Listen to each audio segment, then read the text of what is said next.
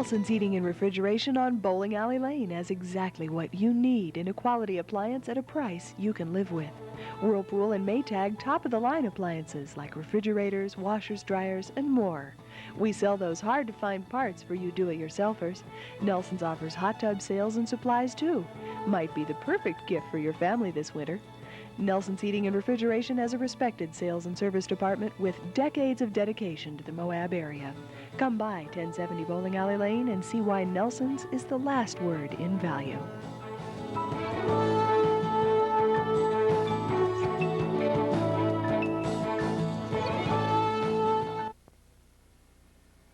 Welcome to our TV6 News Report. I'm Dee Tranter today with a roundup of news of this area.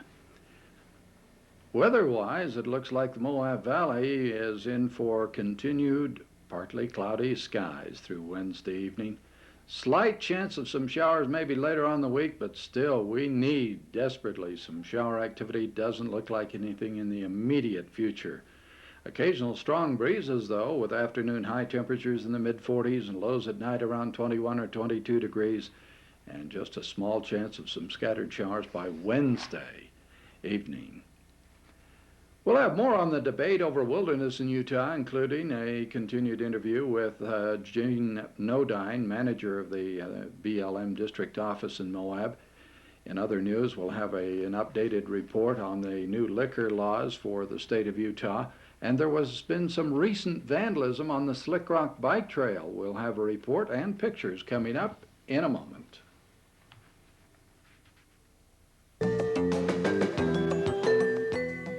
Williamsburg Savings Bank at 164 East Center would like to introduce the Winner Premier Checking Account. You'll receive a minimum of 5.25% on your balance, plus a variety of services, including accidental death insurance, credit card registration, emergency cash advance, travel bonus club, and free special Winner Premier checks. So visit the friendly people at Williamsburg Savings Bank at 164 East Center, member FSLIC.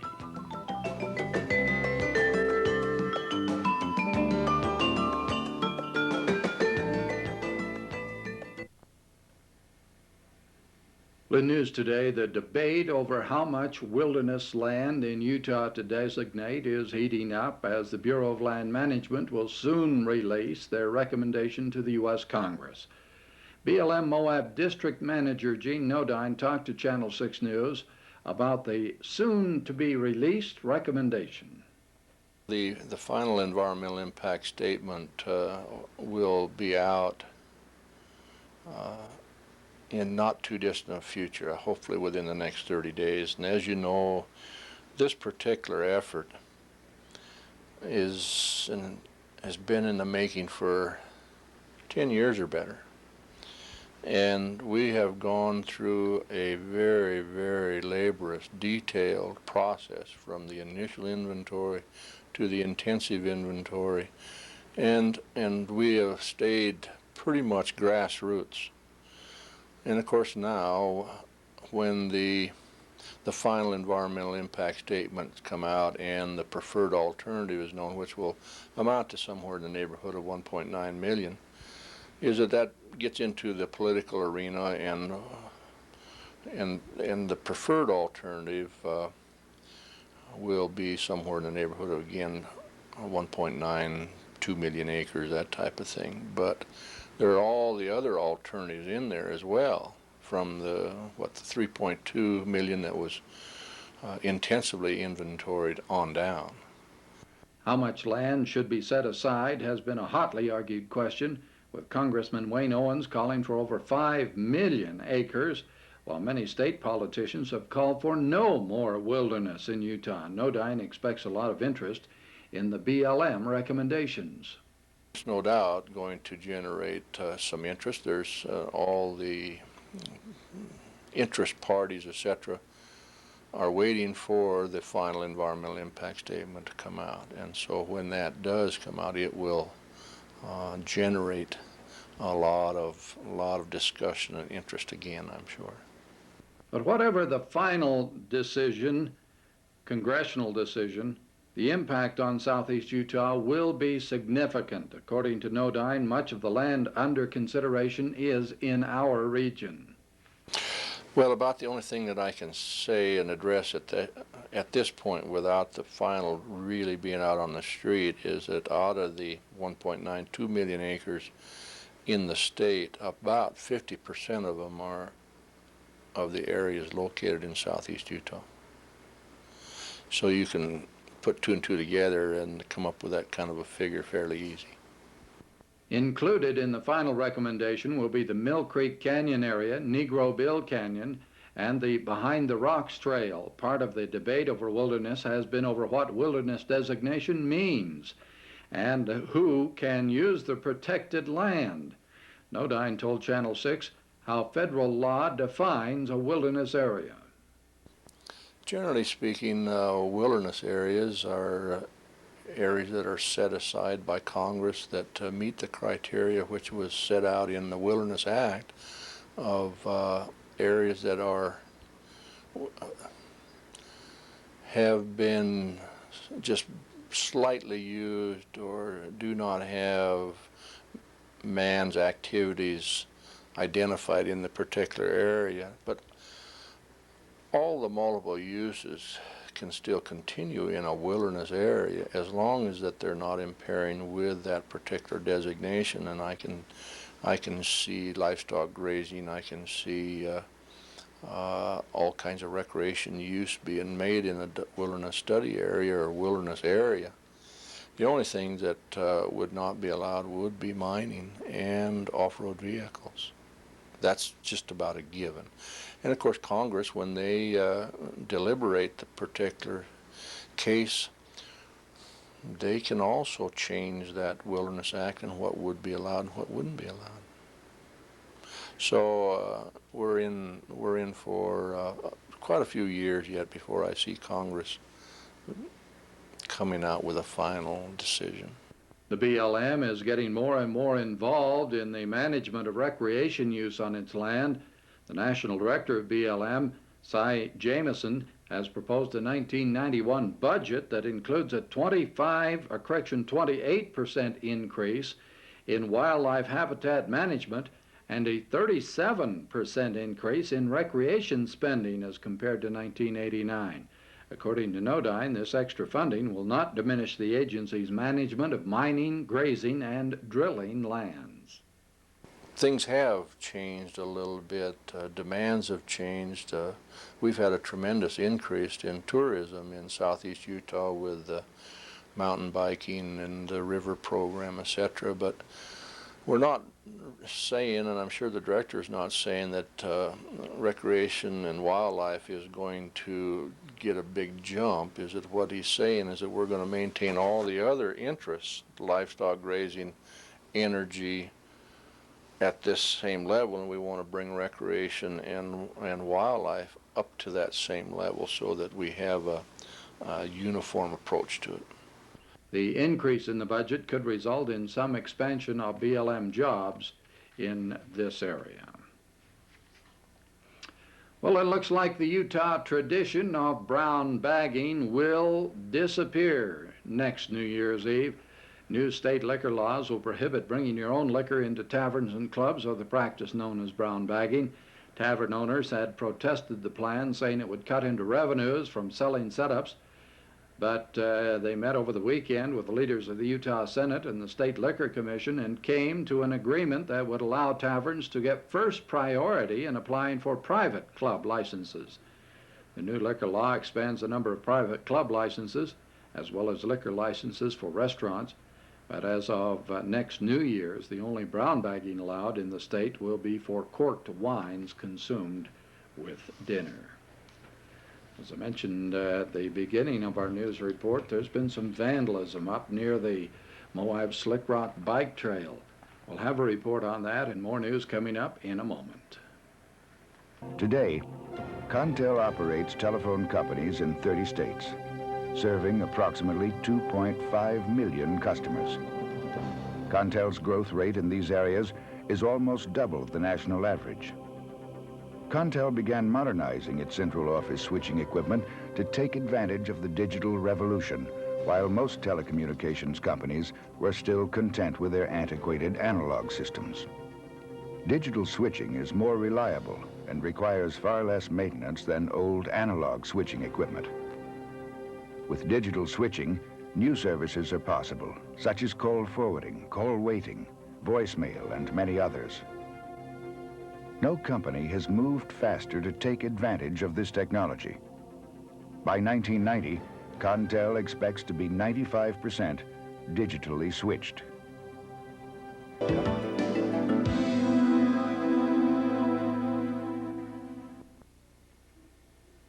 There's been some recent vandalism near the Moab Slick Rock Bike Trail, and it apparently will cost hundreds of dollars.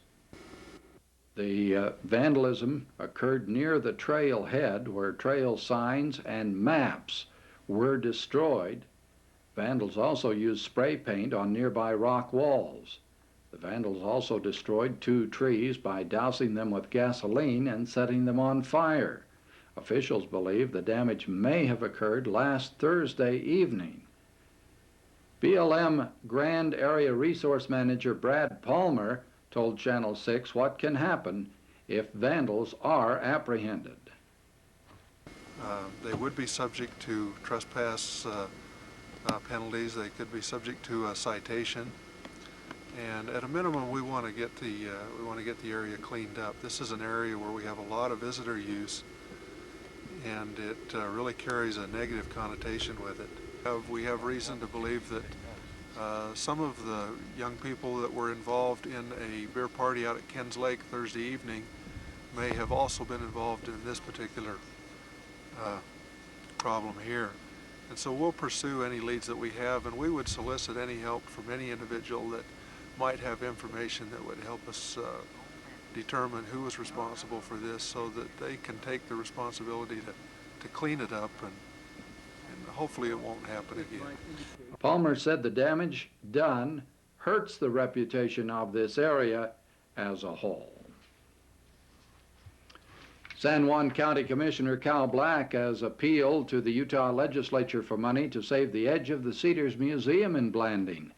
The museum has a large collection of artifacts of the ancient Anasazi culture, the original people of this region, but because of space, humidity control, and curatorial problems, the federal government is threatening to remove the artifacts and ship them off to Colorado, where they could be better protected. Black hopes the state lawmakers meeting in Salt Lake City will come up with about half of $1.6 million needed to improve the museum and keep the artifacts in Utah. The Community Impact Board has already agreed to help with some of the funding.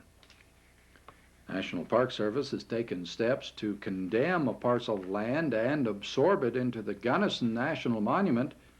Park Service started the condemnation paperwork on the last land parcel to be transferred to the government after it was included in the monument's boundaries 7 years ago. The parcel had been tied up by a lien against the former owners. Park Service thinks a deal can be worked out, and Gunnison National Monument may finally be able to expand to its projected size. In high school sports, this past weekend, Grand County High School Red Devil basketball squad easily handled and whipped Olathe, Colorado by a score of 93-43. The Gals did not fare as well. The She-Devils team lost to Olathe 69-56. This Friday, the Red Devils traveled to Duchesne, while the She-Devils host Green River here at Moab. And finally, the Moab Health Office is offering a cholesterol clinic on Tuesday, January 30th from 11 a.m. to 3 p.m. by appointment. The clinic will be held at St. Francis Episcopal Church at 250 King Creek Boulevard. The cost for a fingerstick total cholesterol test is $7. No fasting is required. Blood pressure and cholesterol information will be available at no cost. You can call for an appointment 259-5602 or 259-8448. The clinic is sponsored by the Southeast Utah Health Department District and the Utah Department of Health. That's news of our Moab area. We hope you enjoy a good day.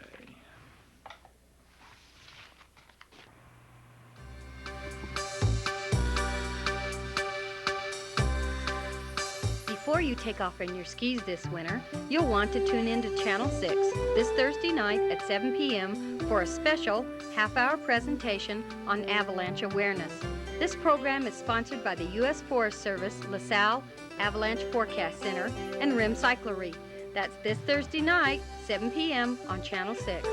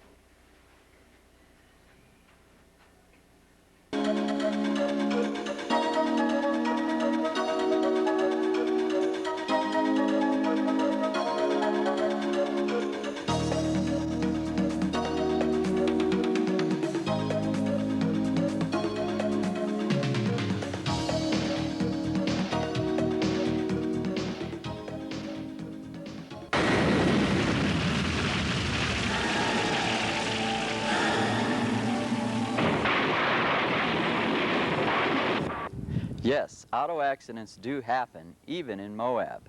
That's why it's so important to have your insurance with an agent who's dependable and there when you need them. My name is John Fogg, your local independent insurance agent. I've worked for Central Utah Insurance Agency for over 10 years now, and Central Utah Insurance has served the Moab community for more than 30 years. As your independent agent, I can put your auto insurance with several different companies. Let's face it, not every insurance company fits the special needs of everyone. Before this happens to you, you need to see Central Utah for a review of your auto insurance coverages and rates. Just look for our Allstate sign on South Main Street or call Central Utah Insurance Agency at 259-5981.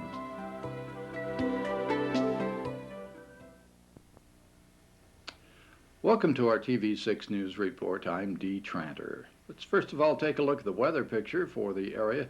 Looks like increasing clouds as a storm is approaching, but it doesn't look like it's going to be a major storm for our area. Weather Service says there's a chance of some light showers, and as this system moves through on Wednesday, there could be some rain or snow, and hopefully leave a little snow in the mountain areas around us. High for Wednesday in the low 40s and lows in the upper 20s. In news today, Bureau of Land Management has a proposal to build a park in the area of the Power Dam section of Mill Creek, and they want middle school students involved in that. We'll have a report on that. It's business as usual at Williamsburg Savings Bank, and the Utah House of Representatives has joined in a campaign to drive the Marlboro Man out of town. I'll have those stories and more news in a moment.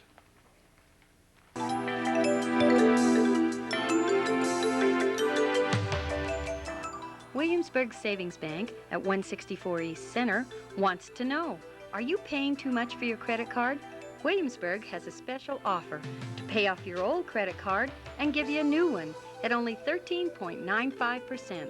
So come in today and save at Williamsburg Savings Bank.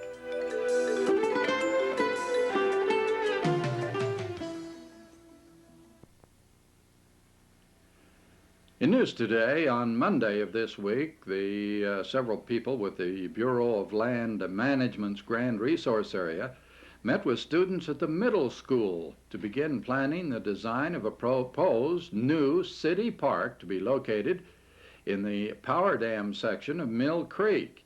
Earlier this month, BLM had approached the city of Moab with the idea of having the students at middle school plan the design and management of the park. The belief is that if the students can take an active role in the park, they will develop a pride in ownership, giving them something to preserve and protect when they are teenagers, and cut down on the type of vandalism that recently occurred near the Slick Rock Bike Trail, as seen on our last news report. Moab City Council has gone on record as in full support of the park proposal. Planning a park is a complex procedure, BLM staff members spent much of Monday morning explaining to students many of the elements that must be taken into account. BLM real estate specialist Mary Von Koch outlined to the students the role that middle school students will play. What I have here is an example, and that's all it is, just an example of what a plan of development can be. And in the front, I do have the items that will be required of the plan of development that you put together. When you go out in, I think it's about a month's time, and actually look at the lands and try and figure out what it is that you would like to see, how you would like your park to be developed, keep in mind and keep your eyes open and see what's already there. Is there a road already to the area? If you want lights at night, is there power nearby, or is that something that needs to be brought in? I think this is just a really neat project, and you're all young and have great imaginations. Make your park be what you want it to be. Archaeologist Julie Howard told them about the need to protect the remains and artifacts of the ancient Anasazi people, the first occupants of this region. These baskets were so well made that they were used to store water and food. They could actually boil water in these baskets. Does anybody know how they boil water? They put hot stones in it. Right, they put hot stones inside, and then they were able to boil the water and make their food. What we see after basketry development is pottery, okay? And I've got some pottery to show you. We have different types of pottery. Right here, we have the earliest Anasazi pottery. This is known as just a plain grayware, okay? This is some of the earliest pottery. When we first find it, it's very crudely made. It has a lot of roughness to it, okay? Very thick, very, you could just feel it and tell that it's very early.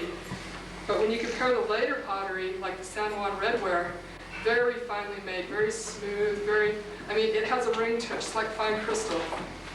You go like that. You can just, if you put it on your teeth, you just know it's very finely made. It's very hard to tell you guys about that. And then we have our black on white pottery. Now this is late P3 pottery. Now right before the end of their pottery making, pottery got very nicely made, very thick, okay? Very nicely made. So you begin very rough and you end very beautiful, very smooth. The Anasazi were very their technology was very advanced for their time period. Jim Hart told students of the flood control aspects of the project. And all the water that falls up here in this, what they call the watershed, all the way from the big peaks, all the way down here to the sandstone bottoms, is going to come down all these little creeks, right down Mill Creek and right through your park. So the other part here is where your park is located. It's called the Mill Creek floodplain. And what that is when the water comes down out of the watershed here, and all of a sudden at the power dam it breaks out. It's got nothing confining it into a channel anymore. And so what it does is it spreads out over all this land down here, which is where we're standing right now, is in the Mill Creek floodplain. And what it does is it deposits all the dirt, rocks, sticks, all the stuff that it's carried down out of this watershed, and it starts building up a big floodplain in there, and that's where we are right now. Other BLM specialists explained the importance of construction plans, recreation management, and the protection of plant and animal habitat. The next step for the students will be on-site visits to the power dam area on Mill Creek. Actual work on the project is still a long way off, with funding the most immediate problem, but Moab City officials are now trying to determine how the park can fit into the Mill Creek Flood Control and Parkway project, which is Grand County's top priority for community development block grant funding this year. Williamsburg Savings Bank continues to remain open after management was taken over by the federal government. On Friday, the savings and loan was turned over to the Regulatory Trust Corporation, a government entity formed in August of 1989, after Williamsburg failed to meet a federally mandated regulatory capital test. According to Williamsburg Chief Financial Officer Peter Ringer, they will continue to operate with business as usual, and all deposits are fully insured up to $100,000. According to Ringer, the company is continuing to make loans and open new accounts. The Utah House of Representatives have joined in a campaign to drive the Marlboro Man out of town. The House joined with 6 other western states in supporting a resolution to back the coalition for a tobacco-free Utah. Ironically, our area in southeast Utah has been a favored location for European Marlboro cigarette commercials. Grand County High School Drama Department is planning a production. We'll give you a little taste of their performance and have more news in a moment. Contel operates cellular telephone companies in 23 markets and is a limited partner in 32 others. Contel is one of the few companies able to achieve profitability in the cellular business. Unlike the old mobile telephone systems, cellular technology allows an unlimited number of users to access the system simultaneously. The cellular system consists of a network of cells with low-powered transmitters linked to a central switching computer. As customers move from one cell to another, they are automatically handed off to another transmitter in an adjoining cell.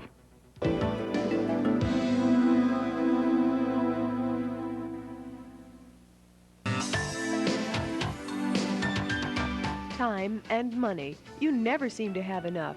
You can save both with Alpine Air. The speed, comfort, and safety of Alpine Air service is unparalleled, and now you can connect to 50 cities across America. Delta Airlines and Alpine have teamed up to offer you connections from Moab and Salt Lake at a substantial savings. Round trip Moab to Salt Lake is truly affordable.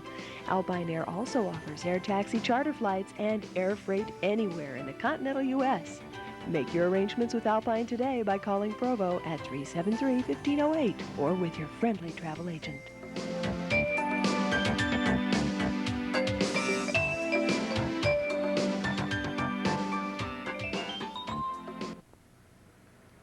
Grand County High School's Drama Department is presenting the award-winning play Rebel Without a Cause, beginning this Wednesday evening and running through Saturday night.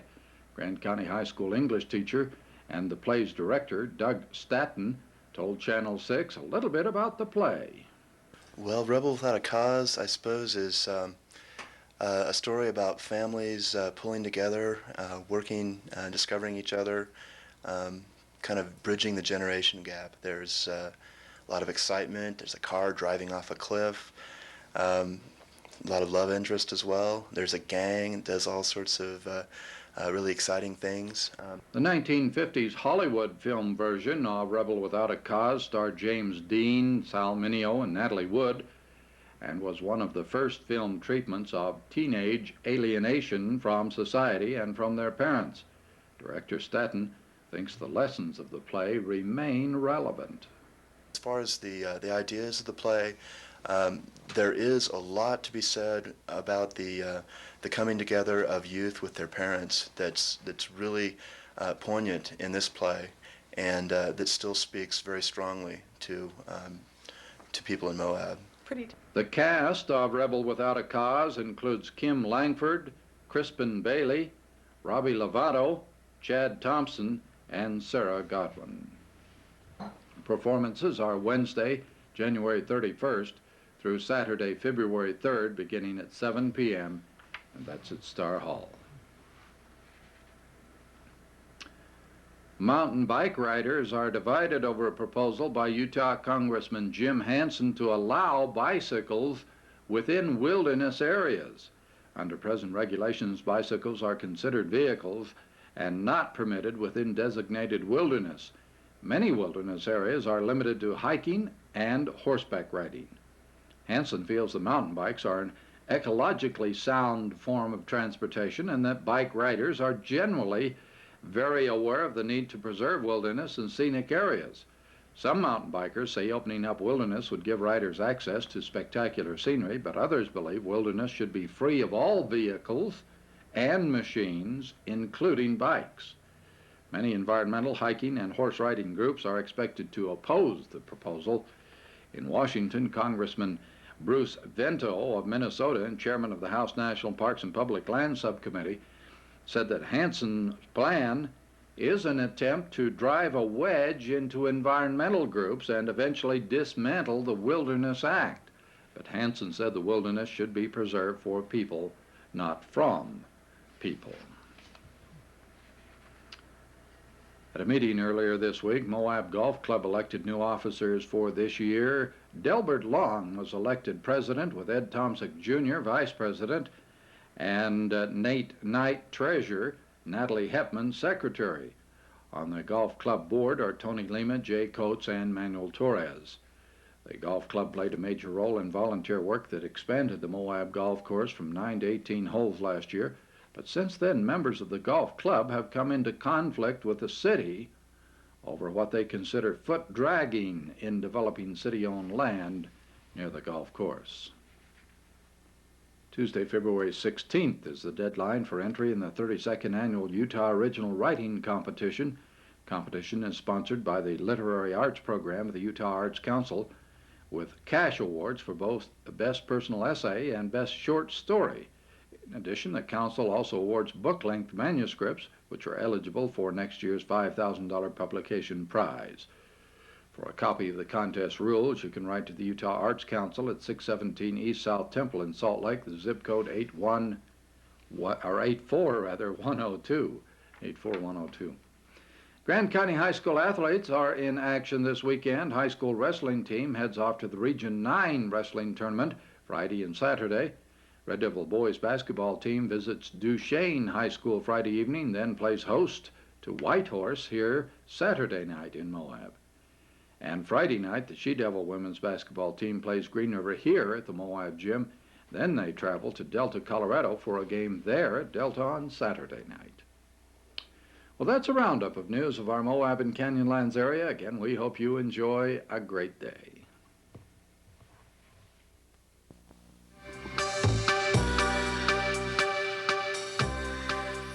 Before you take off on your skis this winter, you'll want to tune in to Channel 6 this Thursday night at 7 p.m. for a special half-hour presentation on avalanche awareness.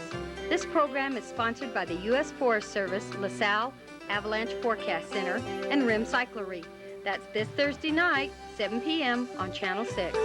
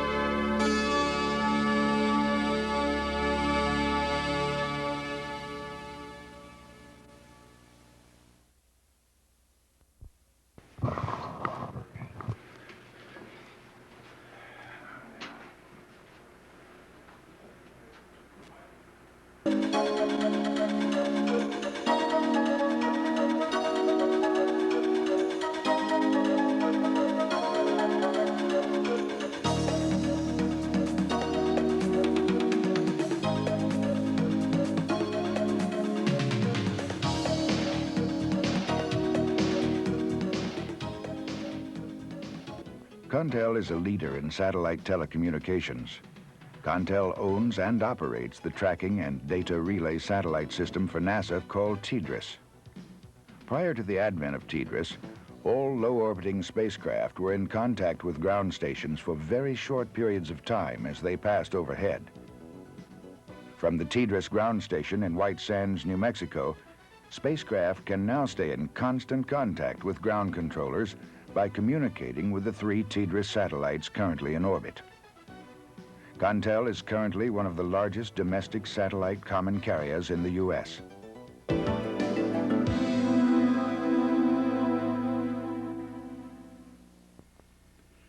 Welcome to our TV6 News Report. I'm Dee Tranter with a roundup of news of interest to the Moab area. And in news today, we're going to take a look at that issue of mountain bikes in wilderness areas. We'd mentioned that on an earlier newscast. We'll have some local response to that. Also, there was a recent fire in the Spanish Valley area that damaged a home there. We'll have a report on that and more news. Quick look at the weather forecast. A little storm has gone through the area. Didn't bring a lot to Moab. Monticello had a little snow. Even down across Lake Powell and into the Kanab area there was a little snow, but very little for Moab. There is still another storm, though, approaching. Weather Service says by about Friday, another storm could sink into the Intermountain area. Keep your fingers crossed. Maybe that one will bring us some moisture. And I'll be back with local news in a moment.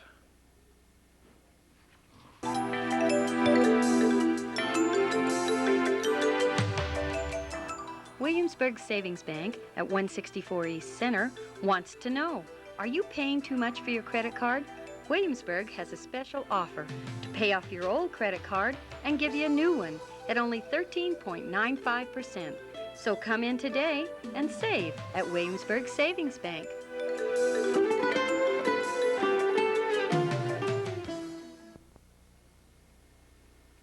In news today, there's been a recent proposal by Congressman Jim Hansen to allow mountain bikers into wilderness areas. It has divided the bike riders on the issue.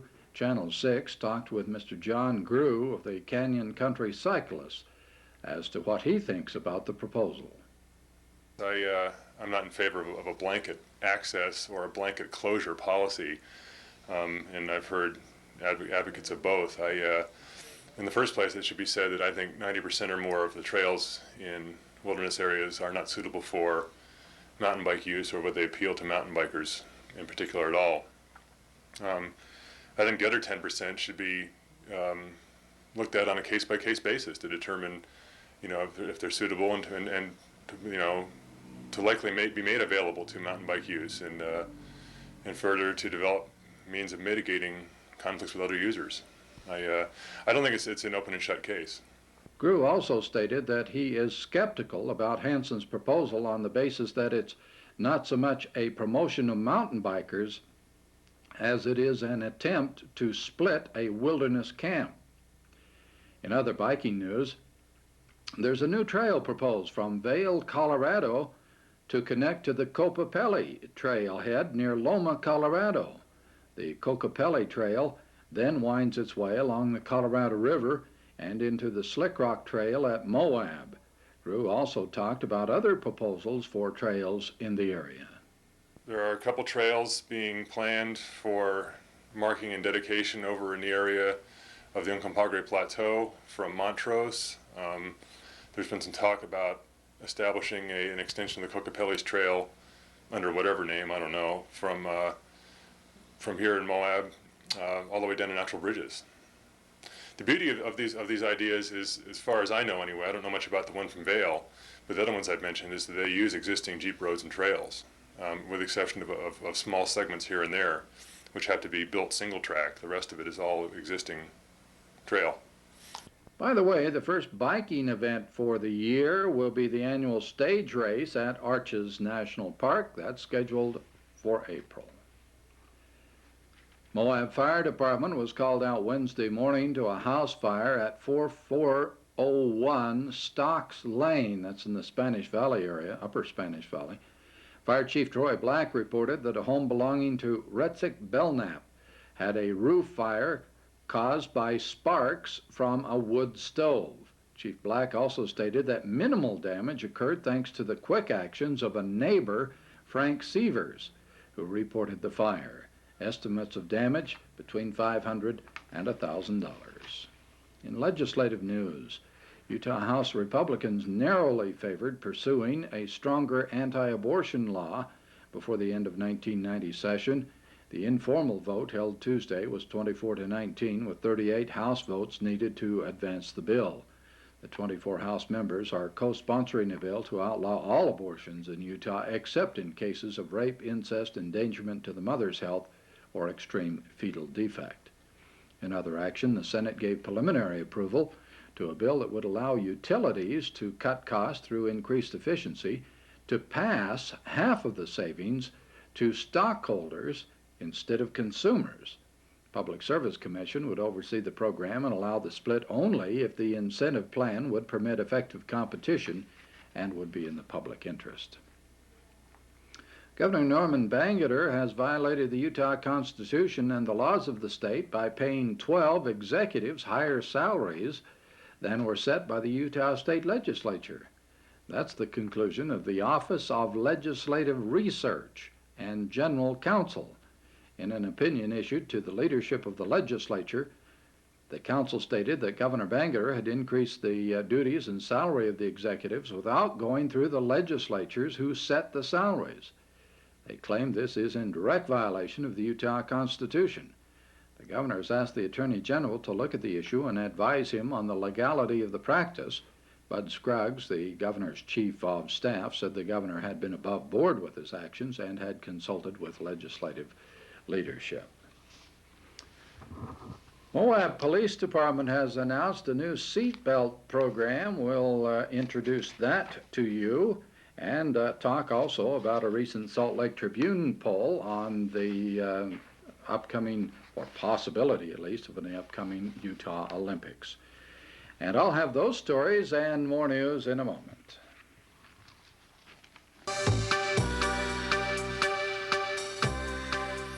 Before you take off on your skis this winter, you'll want to tune in to Channel 6 this Thursday night at 7 p.m. for a special half-hour presentation on avalanche awareness. This program is sponsored by the U.S. Forest Service, LaSalle Avalanche Forecast Center, and RIM Cyclery. That's this Thursday night, 7 p.m. on Channel 6.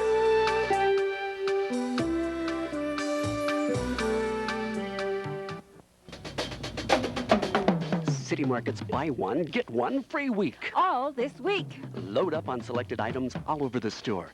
National brands you buy every week. Buy one, get one free. Check out all the specials in this week's City Market flyer. You get great savings this week at City Market. Buy one, get one free.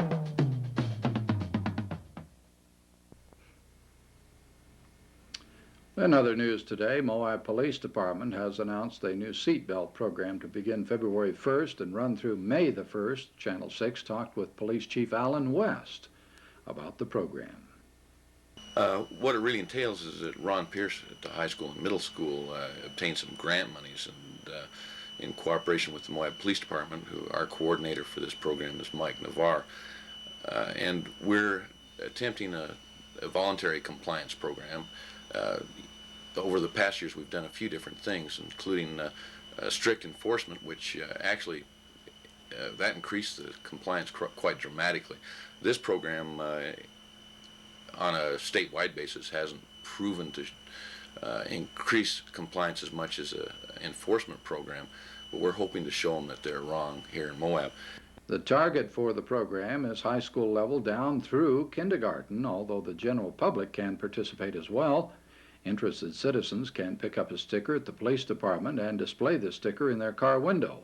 Moab Police will then stop cars at random that have the stickers, and if the occupants are buckled up, they can receive a prize. Total value of prizes this year will exceed $3,000.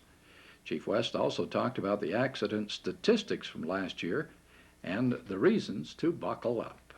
The Moab Police Department had investigated last year 118 traffic accidents, and that resulted in 6 injuries that were, of a serious nature.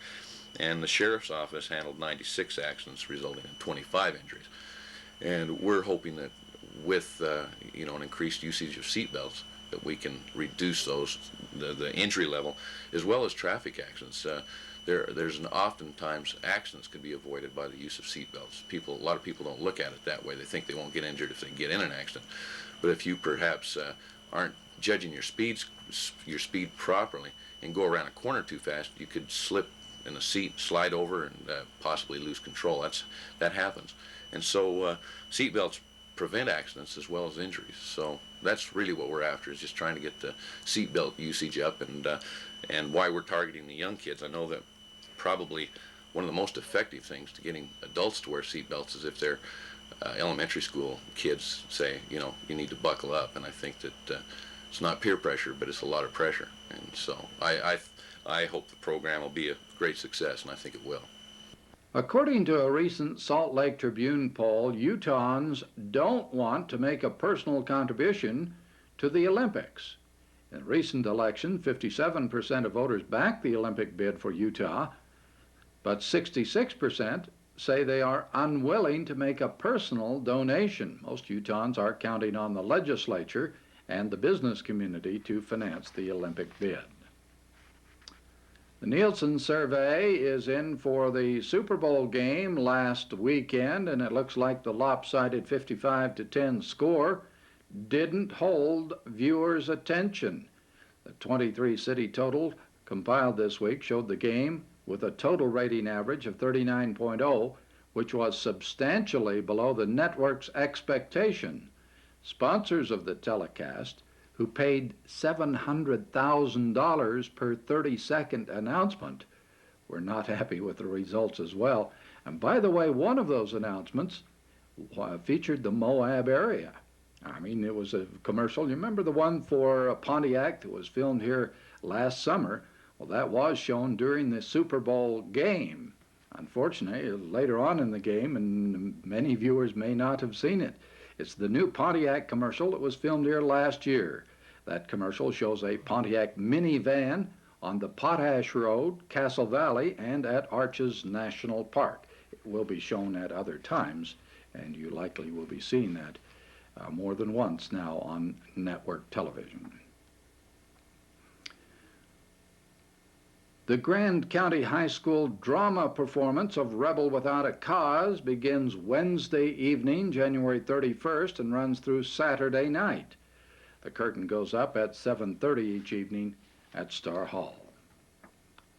Grand County High School athletes are in action this weekend. High school wrestling team will go to the Region 9 wrestling tournament Friday and Saturday. Red Devil boys basketball team visits Duchesne High School Friday evening, then plays host to Whitehorse Saturday night here in Moab. And Friday night, the She Devils women's basketball team plays Green River here at the high school gym, and then they'll travel to Delta, Colorado for a game there Saturday night. Well, that's news of our area. We hope you enjoy a good day.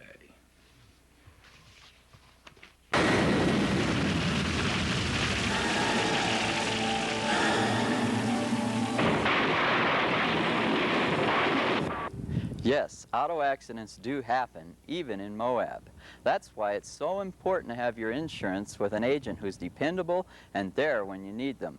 My name is John Fogg, your local independent insurance agent. I've worked for Central Utah Insurance Agency for over 10 years now, and Central Utah Insurance has served the Moab community for more than 30 years.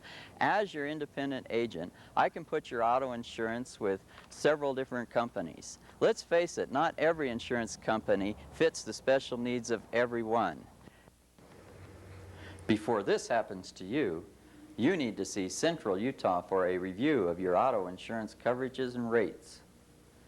Just look for our Allstate sign on South Main Street or call Central Utah Insurance Agency at 259-5981.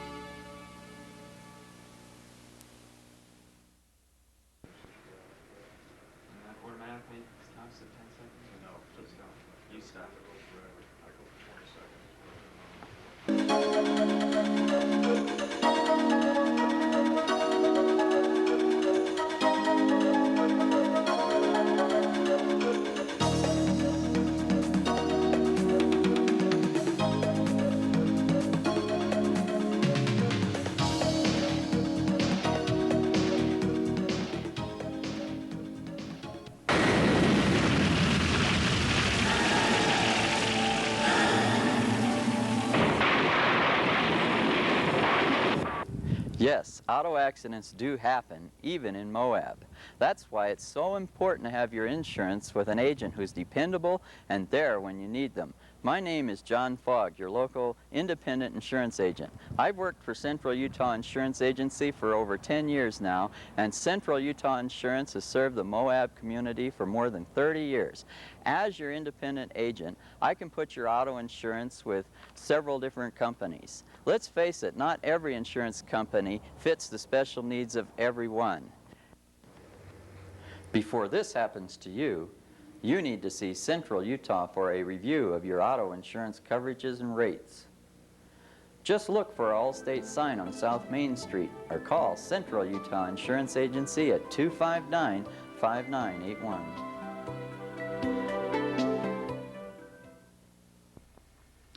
Welcome to our TV6 News Report. I'm Dee Tranter, and this is a roundup of news of interest to the Moab area. Let's take a look at the weather. Well, a stormy system approaching our area according to the National Weather Service. They say we can expect a front to move in Thursday evening and bringing with it rain and snow to a parched landscape. We should have a high thermometer reading in the mid-40s, overnight lows dropping to the mid-teens, and then look for clearing skies by Friday afternoon and Saturday morning, with a new front moving in and a chance of more rain or snow by Saturday night. So keep your fingers crossed. Hopefully we can get some moisture out of this particular system. It looks like there will be a public hearing, or a public meeting at least, on a proposal to build a medical waste incinerator near Green River.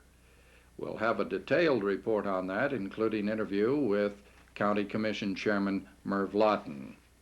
And I'll have that story in just a moment.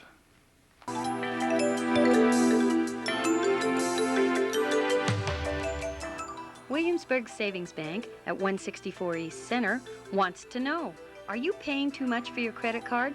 Williamsburg has a special offer to pay off your old credit card and give you a new one at only 13.95%.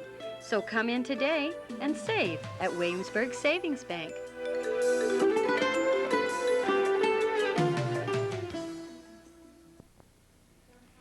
It looks like there will be a public meeting here in Moab to discuss the possibility of a medical waste incinerator that has been proposed for the Green River area. State air quality officials have tentatively scheduled a meeting here in 3 weeks. County Commissioner Merv Lawton told Channel 6 the details. I was on the phone this morning with a call to air quality, and they were trying to organize a meeting. They said it wasn't going to be a public hearing, but it was more a meeting to receive input about what our concerns were. They were trying to schedule it about 3 weeks down the road, around about Wednesday the 21st, but it was going to be at 9 o'clock in the morning. So after a little bit of negotiating, pointing out that a lot of the people are unable to come out at that time, they did agree to change it to 7 p.m. in the evening, and at the moment that is just being cleared to make sure that the commission chambers are vacant for that time.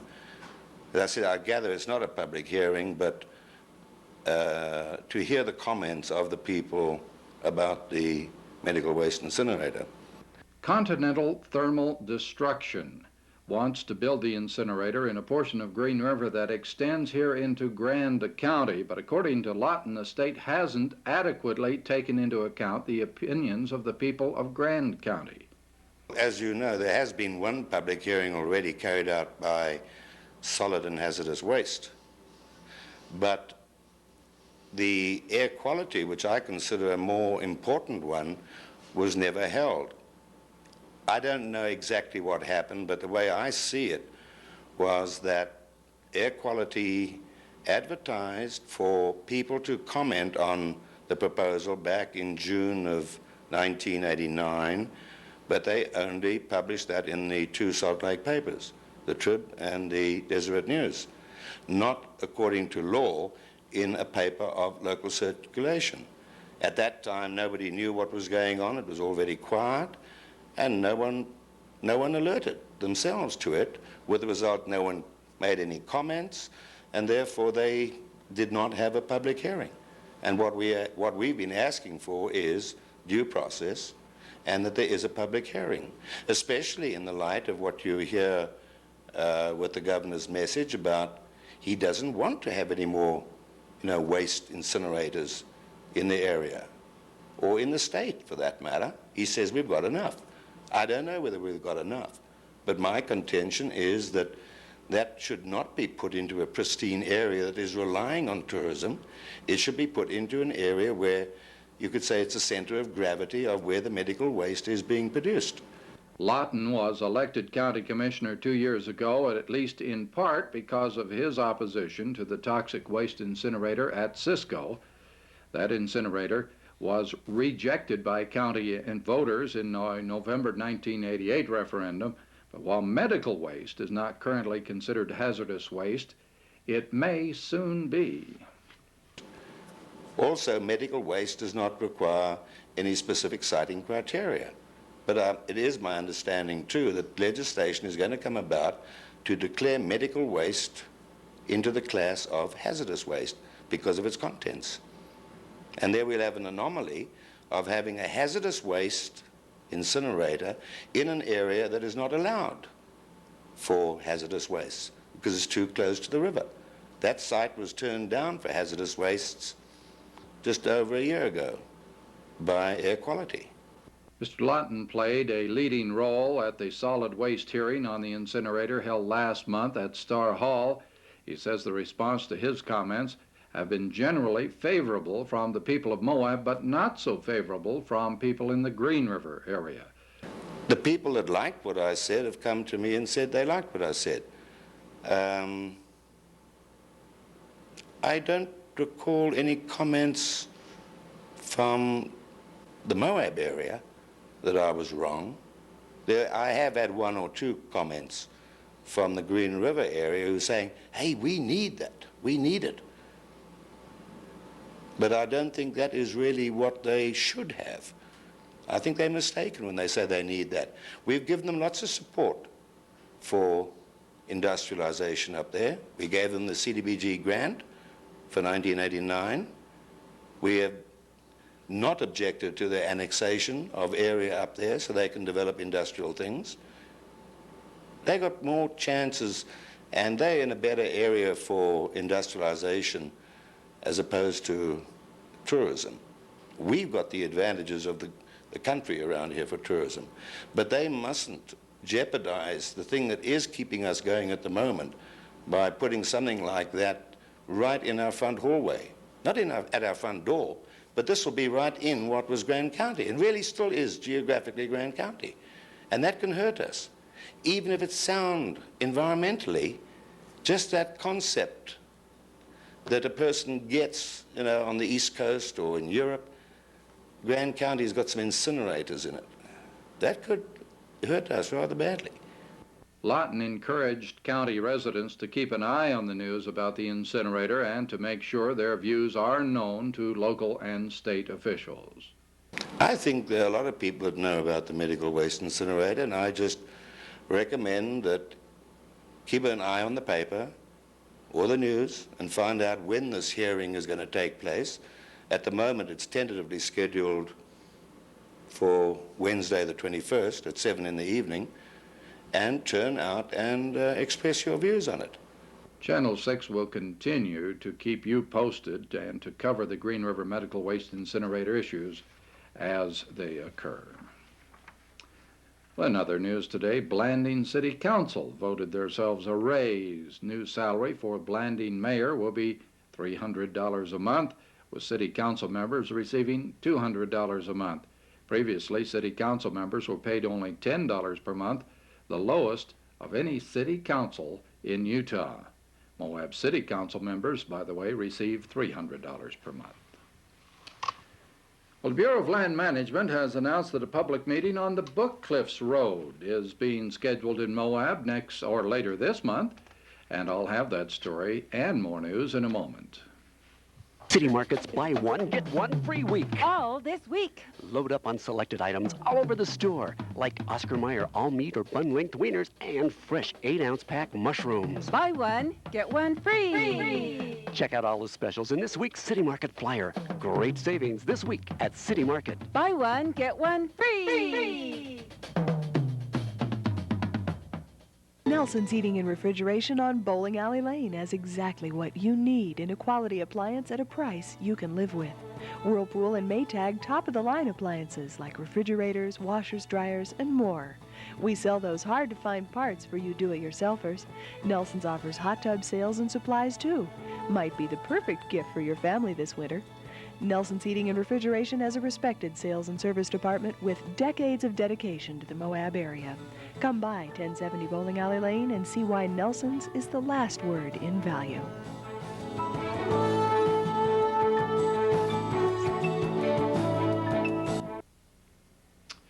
Well, in other news today, Bureau of Land Management has announced that a public meeting on that proposed Book Cliffs Road will be held in Moab Thursday, February 15th. According to Moab District Director of the BLM, Gene Nodine, the Bureau will be directing the preparation of an environmental impact statement on the road, and this February 15th meeting will hear public input and help in determining the issues to be addressed in that environmental statement. That same week, there will be similar meetings in Price, over in Vernal, and in Salt Lake. The road is a joint project of Grand County and Uinta Special Service Road Boards. The aim of the road project is to serve energy development in the area and to provide a more direct north-south route through the eastern part of the state, although some Moab and Grand County officials still have questions about the need for and the expense of the project. On our next news broadcast, we will have an interview with Grand County Roads Board Executive Director Jimmy Walker, and we'll have an update on the road plans. While the drought situation in southeast Utah continues to grow desperate, the city of Blanding is asking the Community Impact Board for $1.4 million to help fund a city water project. The city is looking for a combination of loans and grants to go along with $400,000 loan they received last week from the Safe Drinking Water Board. Without the money, the summer drinking water in Blanding could be seriously threatened. American Association of Retired Persons, AARP, will again be providing tax preparation and counseling for area residents this year. AARP will hold special counseling sessions the first Friday of each month until April. The first session will be Friday, February 2nd, from 10 in the morning until 3 p.m. For an appointment, you could call P.F. Duran at 259-6362, or if you are in the Over 60 Club, you can call RSVP Coordinator Gwyneth Perriott at 259-8479. Academic excellence should certainly be noted, and Grand County Middle School has announced the names of the students who earned perfect 4.0 grade point averages for the second quarter of the school year. In the 8th grade, the top honors went to Erin Adair, Kayla Atwood, Jill Miller, and Teresa Thorson. 7th graders who earned 4.0 grade point averages included Christopher Adkison, Melissa Bailey, Aaron Holyoke, Christopher Kaufman, Tracy Oliver, Stephanie Robinson, Ruth Saunders, and Nicole Wagstaff.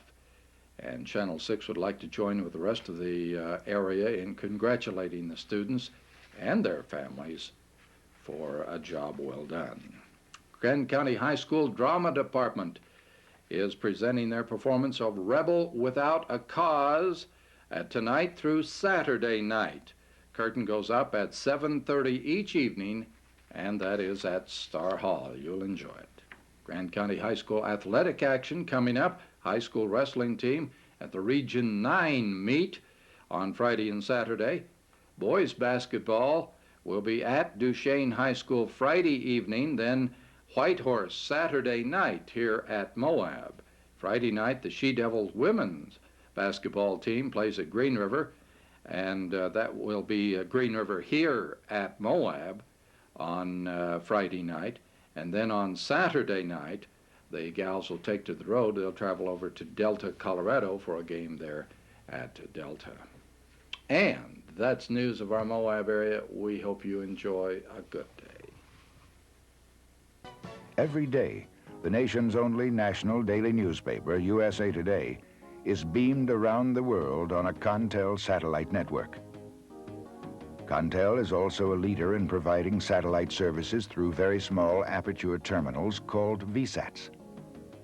VSAT technology allows the use of small ground dish antennas to transmit and receive across satellites. These new low-cost Earth stations are opening up an entirely new market for satellite telecommunications.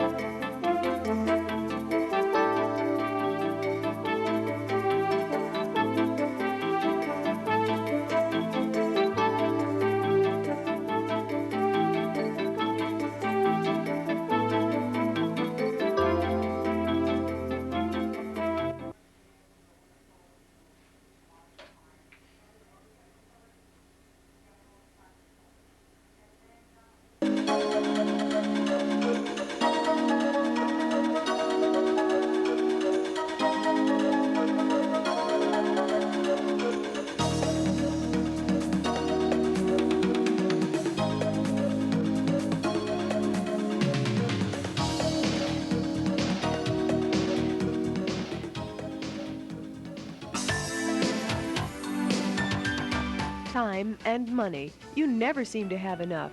You can save both with Alpine Air. The speed, comfort, and safety of Alpine Air service is unparalleled, and now you can connect to 50 cities across America. Delta Airlines and Alpine have teamed up to offer you connections from Moab and Salt Lake at a substantial savings. Round trip Moab to Salt Lake is truly affordable. Alpine Air also offers air taxi charter flights and air freight anywhere in the continental U.S. Make your arrangements with Alpine today by calling Provo at 373-1508 or with your friendly travel agent.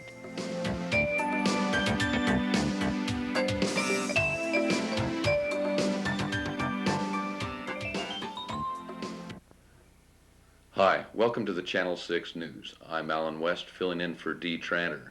In weather, it looks like we're in the middle of a stormy weather cycle, bringing some much needed moisture to the area.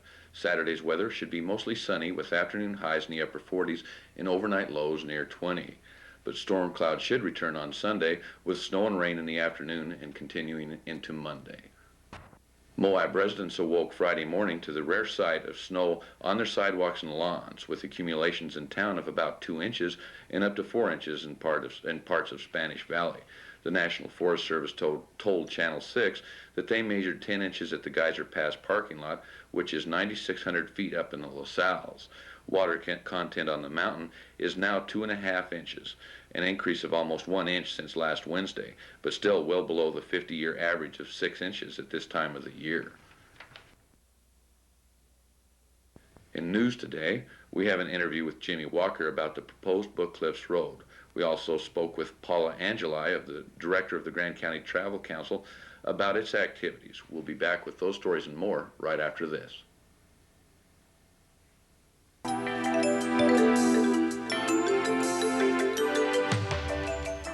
Williamsburg Savings Bank at 164 East Center wants to know, are you paying too much for your credit card? Williamsburg has a special offer to pay off your old credit card and give you a new one at only 13.95%. So come in today and save at Williamsburg Savings Bank.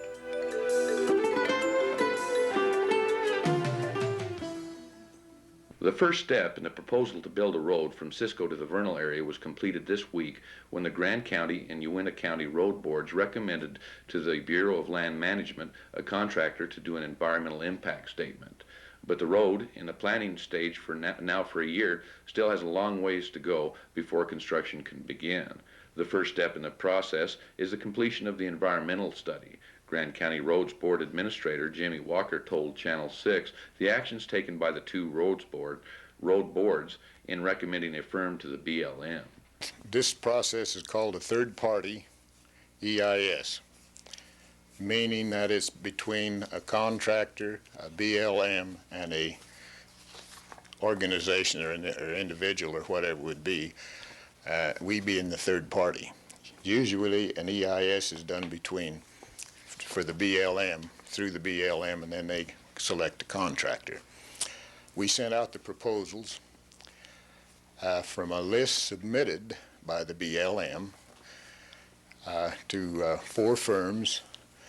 We received some proposals back. Our board met yesterday and unanimously selected one of the firms, and then we give that name to the BLM that they may or they may not use in their recommendation, but they make the final selection. Then they give us the selection they have chosen, and then we contact the firm and let them know that they are the firm that we have selected as the contractor. But Walker told Channel 6 he can't say who the road boards recommended for the environmental study, at least not at the moment. From what I can understand about this process, we cannot divulge at this point the costs that we're talking about. That's not our choice. That's the way the rules or the regulations come from the BLM, because they are the one making the selection. And since this information is privy, and I'm going to have to do some more checking into this because I'm not certain. It doesn't make sense to me. I think it's always a good idea to keep the public as well informed as you can, but I know that there's certain areas where when you're involving other people, like third parties and whatnot, what makes sense to me might not be legal or this sort of thing. So I would hope that myself and our board as well would like to follow the legal direction and this sort of thing, so we don't hurt anybody's professionalism or however you want to word it. So. But according to Daryl Trotter from the Moab office of the Bureau of Land Management, the agency wants to keep the information confidential until they can make a final decision on who will do the environmental impact study. Trotter said that the decision should be released by Monday, February 5th at the latest. On February 15th, the BLM will hold what is called a scoping meeting on the road proposal, where public input will determine what subjects the environmental impact statement will study. Walker explained the process. Okay, the scoping meetings is is a process that first starts off an EIS program in that the public is invited to give input into the overall EIS and identify certain areas that they feel need to be addressed in this EIS, and like wildlife, socioeconomics, and there's quite a list that I just can't pull off the top of my head. And if some of the things that's we haven't thought about, that's where the public comes in. They need to say, hey, we think this is important. And I'd like to say right now that I hope that the public can become well involved in this, because there has been a lot of talk in the past and this sort of thing that's created a lot of misunderstanding and this sort of thing, and I don't think we need that at this point. What we need is this is the first opportunity for the public to state what they'd like to see in the EIS, and it's been our feeling that the public is welcoming a full EIS on this project. So I think now's the time, and I'd like to see enough participation to where we can get this thing rolling in the right direction. All these concerns come up, you know. Walker believes the two central questions to be discussed should be the economic impact of the road and its effect on wildlife. I think that it's going to come right down to two main issues. One of them, socioeconomics. In other words, why is it needed? What's it going to do for us? Both negative and positive, this sort of thing. And the other one's going to be things related to wildlife, because the Book Cliffs is well noted for a wildlife area and good hunting and this sort of thing. There's no fishing there, but there's a lot of wildlife concerns.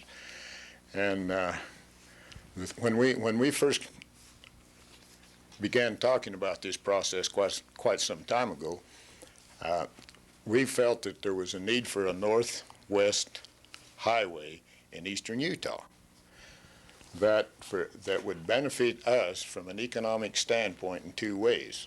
One of them is it would help encourage oil and gas development and production. And the other one would help our tourism, recreation and this sort of thing, and have a corridor connecting big parks to the north with our southern parks in Utah. That's where the socioeconomics. We think we have a good idea, and this sort of thing, this is where the public needs to get involved and say, yes, it's a good idea because of this, or it isn't a good idea because of this, and so forth. But I think it's been proven anywhere in the whole country that in order to attract good economic benefits, you need to have a good infrastructure. Infrastructure in this case being a good road system. So I think that's one of the things that'll come out, that should come out real good in this. There'll be some archaeological areas there that's not right in our corridor, but that doesn't mean that they won't find things that's in our corridor and this sort of thing. So I'm hoping that we get some good input in from these various companies or organizations or people or whoever that would like to comment. In Uintah County, the project has been known as the Seep Ridge Road, while here in Moab we refer to it as the Book Cliffs Road. Now for clarity, the BLM and the Roads Board will refer to it as the Cisco to Ouray Highway. Once again, that public scoping meeting will be held Thursday, February 15th, beginning at 7 p.m. at the BLM district offices at 82 Dogwood Avenue in Moab. A coalition of 20 national conservation groups is asking Congress to purchase over 46,000 acres in Utah. The conservationists say the land contains important wildlife, scenic or recreation values, and they want the money to come from the Water Conservation Fund created with revenues from offshore drilling. Included in the proposal is 640 acres in Negro Bill Canyon at a cost of about $54,000. In other news, we'll have an interview with Paula Angeli of the Travel Council, and we'll have an update on the vandalism at the Slick Rock Bike Trail. We'll be back with those stories and more right after this. Another one of life's little problems. There I am, a long day, and I'm finally home watching cable. I want to change the channel, so I get up, switch it, and sit. I change my mind. Up, switch, sit. Now I'm doing these little sprints back and forth. Switch, sit, switch, sit. Then I trip over the dog and I bump my knee. The simple solution. I called my cable company. They've got remote control, so you can change channels from the couch. These things are great. Now I don't have to get up. I could just It really Make worked. it easy on yourself with a remote control. Call today. City Market's buy one, get one free week. All this week. Load up on selected items all over the store, like bakery cherry pies and Solomon pita bread in the deli. Buy one, get one free. Check out all the specials in this week's City Market flyer. Great savings this week at City Market. Buy one, get one free.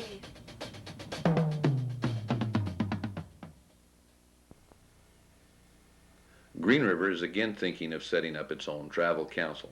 At a meeting of the Grand County Travel Council Thursday evening, Olive Anderson reported that civic leaders in Green River are proposing state legislation to allow them to set up their own travel council.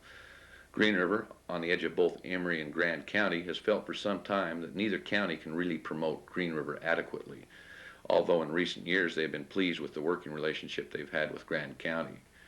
The Grand County Travel Council Director, Paula Angeli, told Channel 6 about the Green River proposal. This is certainly not the first time that Green River has looked at this, and it's not to say it will happen, it's not to say it won't happen, it's been discussed before. The Travel Council also discussed reorganizing the Convention Bureau. The Convention Bureau has been in existence for about a year and a half and has been continually evolving during that period. The recent resignation of Convention Bureau Director Michaeline Pendleton has led the Travel Council to again look at the direction of the county's convention promotion. I don't think it's anything new that Convention Bureau has been looked at and reevaluated more than once. So I don't think this is anything new. At this point, it is simply talking about it and deciding, since the convention director has resigned, you know, do we want to maybe take a new direction with that, or don't we? You know, what do we want to do? And that's what the board is there for. You know, it's a democratic board, and everyone has their say, and then the board will come up with what they feel is best for the community and for the Convention Bureau. Another ongoing discussion of the Travel Council are the ways to target Grand County tourist advertising. What we're looking at, though, is trying to reduce our demographics. You know, you can't advertise to everybody. We don't have the budget for that. And so what we're trying to do is to decide who do we want to key in on. Last year, for instance, the advertising campaign was toward the athletic type person and that type of thing. And this year, do we really want to go that way, or do we want to change our course? And so that's what's being discussed. In 1990, the Travel Council hopes to mail out up to 80,000 copies of a new brochure now under production. The brochure should be completed and ready to mail by March. We reported earlier this week of the vandalism that occurred in the Slick Rock Bike Trail area. The BLM reported on Friday that the incident is still under investigation with several suspects at this time. Grand County Sheriff Jim Nyland stated that patrols will be increased in the area. The Utah State Tax Commission has delayed for another year increasing property taxes on grazing land. The commission was going to increase the valuations of rangeland by 100% this year, but objections from ranchers led them to wait until 1991. According to the Cattlemen's Association, the state was going to raise the land value based on the increasing cost of private leasing over the past few years. But the ranchers pointed out that the recent drought conditions have artificially driven up the price of those leases. And finally, the Grand County Travel Council is accepting applications for an information specialist to work at the Moab Visitor Center for the 1990 summer season, March 5th through October 28th. Applicants should be familiar with the Four Corners area and enjoy working with people. Weekend work is required. Applications and job descriptions are available through Job Service at 91 East Uranium Avenue. The closing date for the applications will be Friday, February 16th. And that's been news of the Moab and Canyonlands area. I'd like to thank you for joining us. Contel provides a variety of special telecommunication systems to the federal government, including local area networks, command and control, intelligence, and security systems. At the Air Force Academy in Colorado Springs, a Contel network integrates 6,000 personal computers, television, and other communication services over the largest local area network in the world. We also provide high-level secure networks for the Air Force's Consolidated Space Operations Center.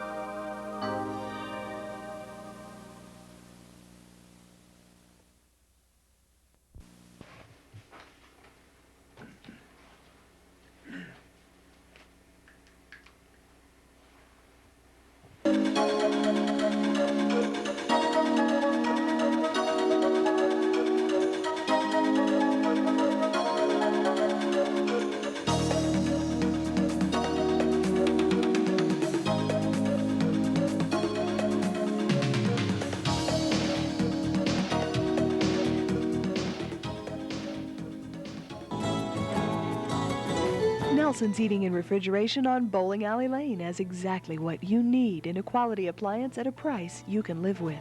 Whirlpool and Maytag top-of-the-line appliances like refrigerators, washers, dryers, and more. We sell those hard-to-find parts for you do-it-yourselfers. Nelson's offers hot tub sales and supplies, too.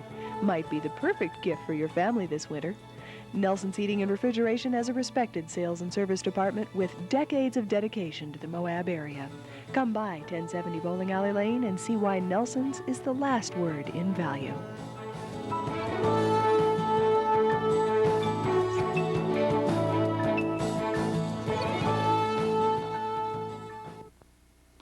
Welcome to our TV6 News Report. I'm Dee Tranter today with a roundup of news of interest to our Moab area. Let's take a look at the weather picture for Moab and Grand County. Mostly clear skies for tonight and warmer temperatures on Tuesday. Look for high thermometer readings in the mid to upper 40s, overnight lows in the 20s. By Wednesday, Weather Service said we should see some rain or snow with highs near 40 degrees. After last Friday's snowstorm, the water content in the La Salle Mountain was reported to be only 42% of normal, and some cities in Grand and San Juan counties are preparing for a very tough drought year. Now, snow reports from western Colorado, just as dismal. According to U.S. Soil Conservation Service, snowpack in the western slope high country is running from only 20% of normal up to about 3/4% of normal. According to the Conservation Service, the snowpack in the Colorado River Basin is 29% below normal. San Juan River Basin is as low as 77% below where it should be. So unless we get some major precipitation and the weather pattern changes drastically, the entire region is in for a long, hot, dry summer. In news today, National Park Service has decided to close off some mines in Canyonlands National Park. I'll have that story. And we could see an influx of visitors coming in fairly early this year. Their impact in our area, we'll have an interview and report on that and more news in a moment.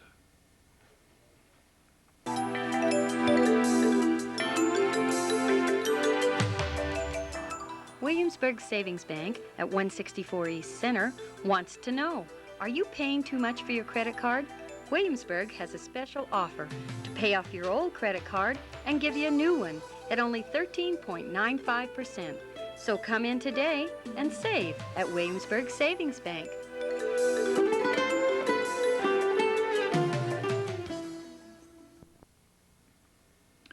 In news today, the National Park Service has decided to close off 10 old uranium mines, mostly in the Island in the Sky district of Canyonlands National Park. The Park Service has contracted with the Utah Oil, Gas, and Mining Division to close the mines located about 2 miles away from White Rim Trail near Lathrop Canyon. Park officials say that besides the dangers of loose rocks and timbers and oxygen-starved air, those mines also carry the threat of radiation from radon gas and contaminated rocks, dust, and water. The mines were dug during the uranium boom days of the 1950s, long before Canyonlands National Park was established. Light snow at many of the nearby ski resorts could lead to an early tourist season for Moab. Traditionally, the tourist season in southeast Utah begins around the Easter weekend, which this year falls in the mid part of April, April 15th.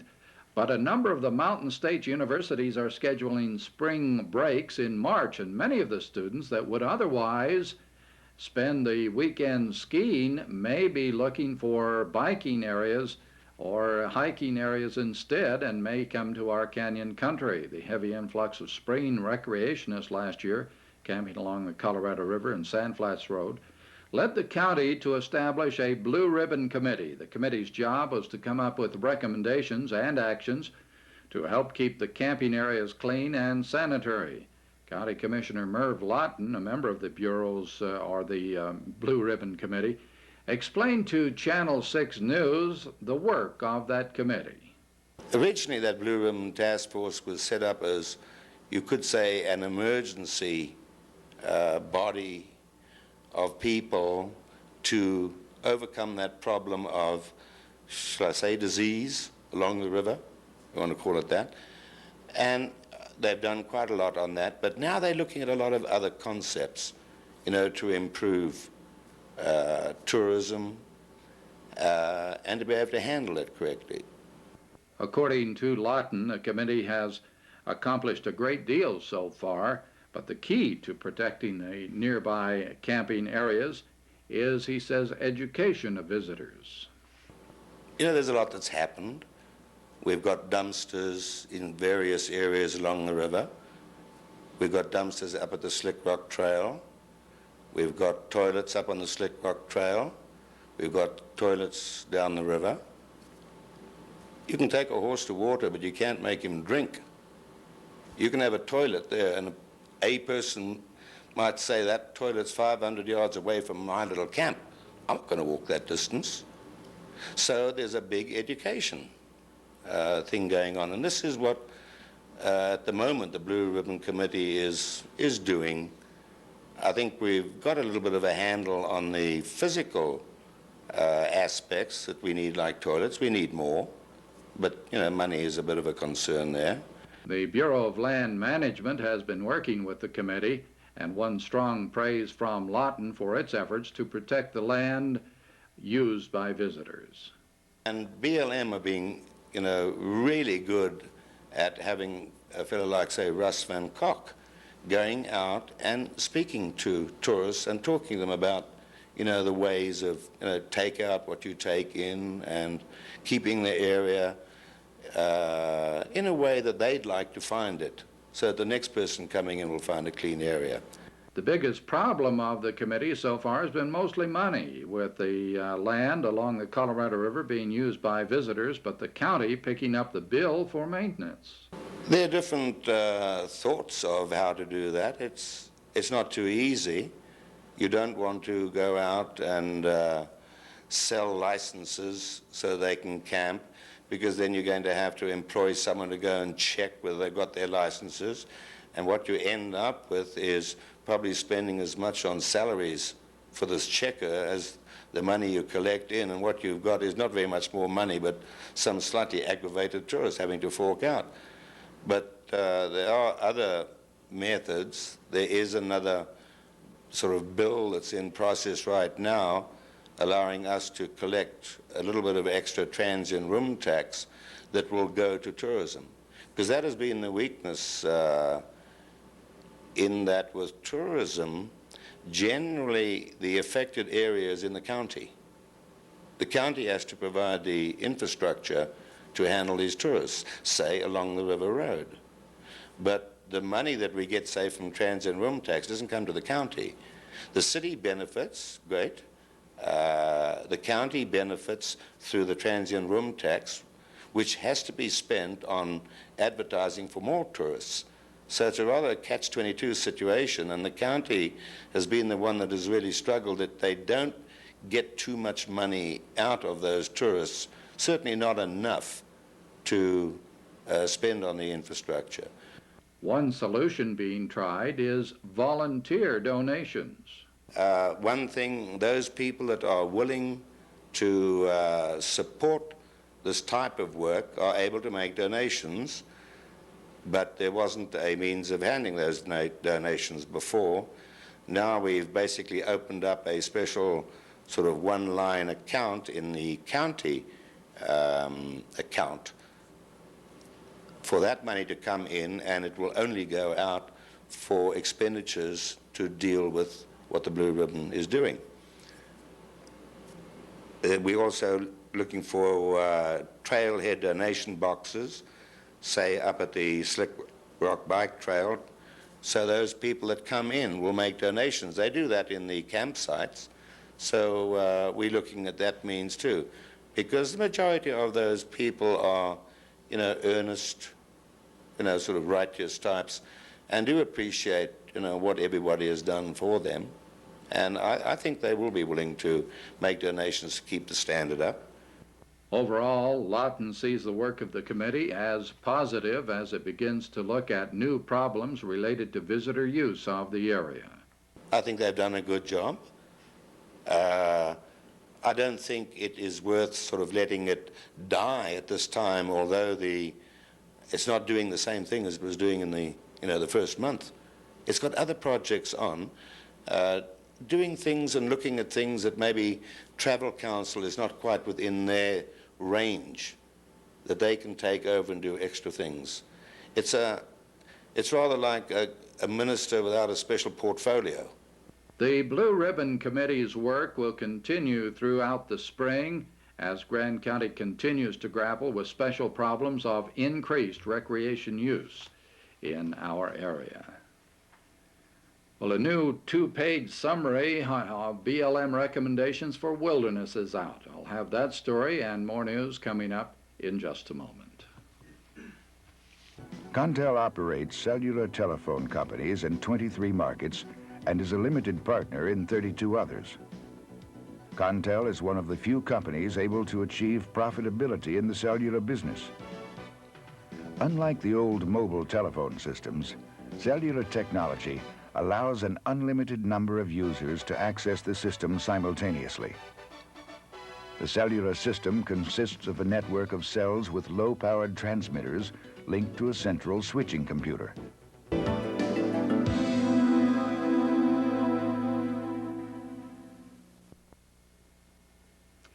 In other news today, as Channel 6 reported last week, the Bureau of Land Management is recommending an additional 1.9 million acres of its land to be designated as wilderness.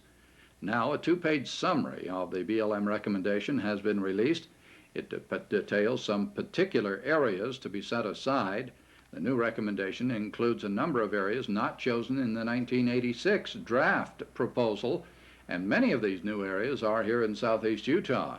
Now included within the BLM recommendation are about 7,600 acres in Negro Bill Canyon area and almost 10,000 acres in Mill Creek Canyon.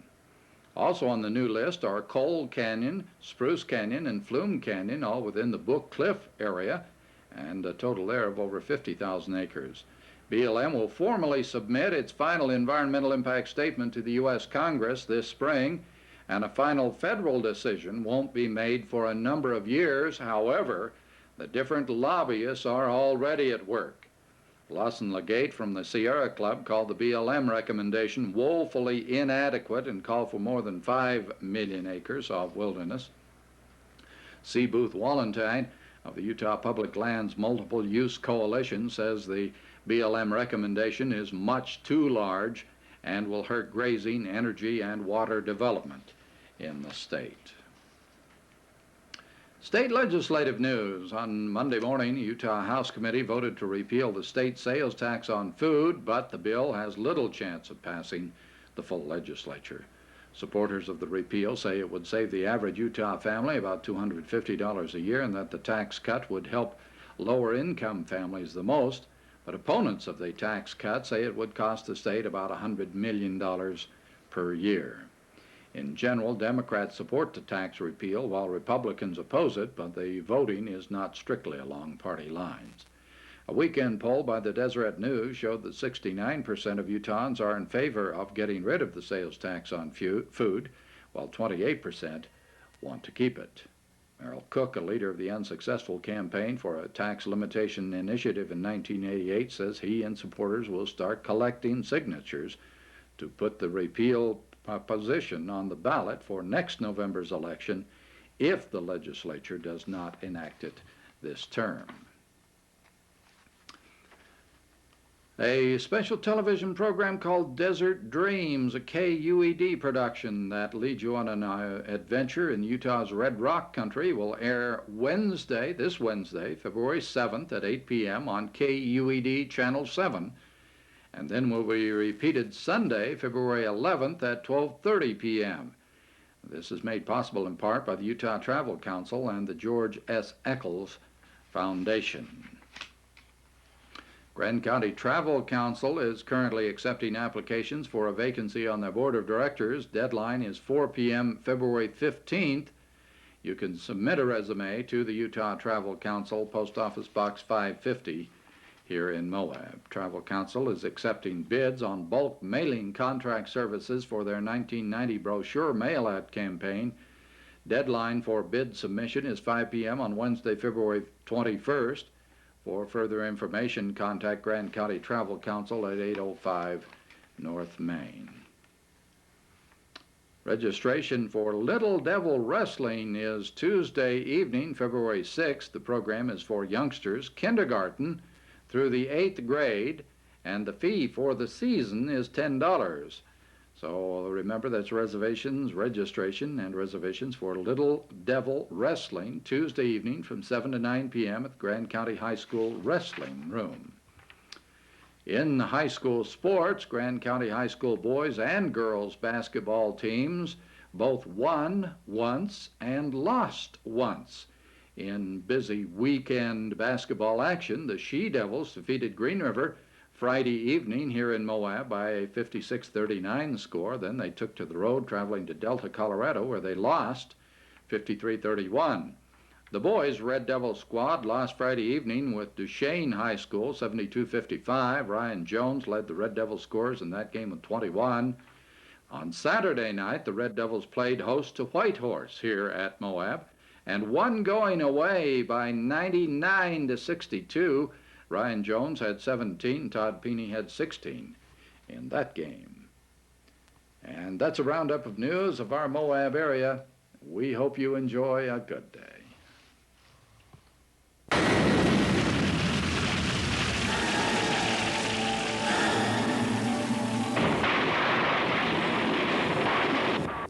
Yes, auto accidents do happen, even in Moab. That's why it's so important to have your insurance with an agent who's dependable and there when you need them. My name is John Fogg, your local independent insurance agent. I've worked for Central Utah Insurance Agency for over 10 years now, and Central Utah Insurance has served the Moab community for more than 30 years. As your independent agent, I can put your auto insurance with several different companies. Let's face it, not every insurance company fits the special needs of everyone. Before this happens to you, you need to see Central Utah for a review of your auto insurance coverages and rates. Just look for our Allstate sign on South Main Street or call Central Utah Insurance Agency at 259-5981.